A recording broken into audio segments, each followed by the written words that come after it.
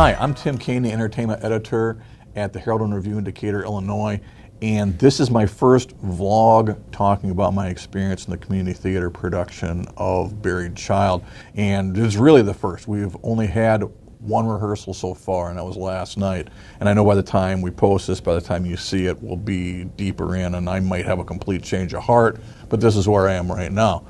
Just went through a read-through with the cast last night.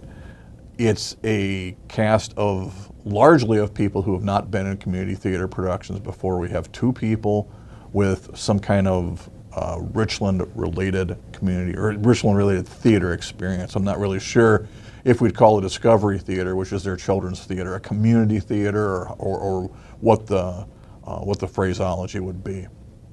But one of the actresses, who's really, really good, a 16-year-old who's just superb, I think, is in it. She was in Discovery Theater.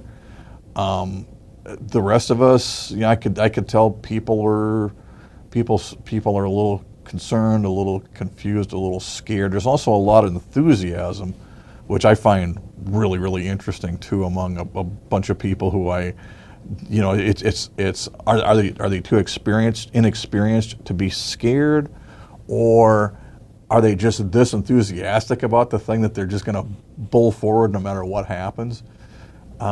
Because I find myself hesitating, and I find myself looking at lines and going, I'm going to be expected to memorize this. This is going to be a bit of a challenge, isn't it? And then there's a couple of physical things. I'm thinking, I'm not sure that I have the capability to do this. The director is Michelle Stevens, and she has taught about the play in a class that she teaches.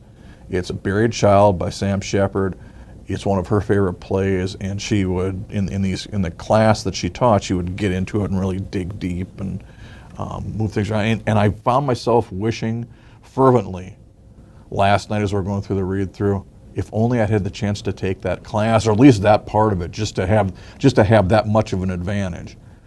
My biggest issue with this entire production from the second that I was cast was I always wanted things to be further along than they were. It's like I won't be worried about if I can get to the point where I'm like 2 weeks out, I know that all my questions will be answered.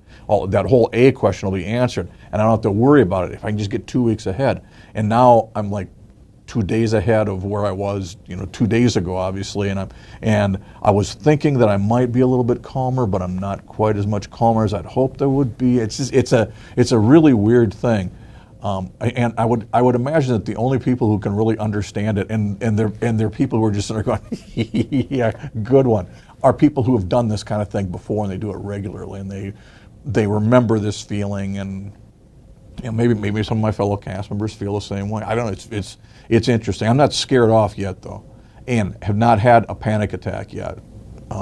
So I'm good for October so far. It's only the 3rd, isn't it?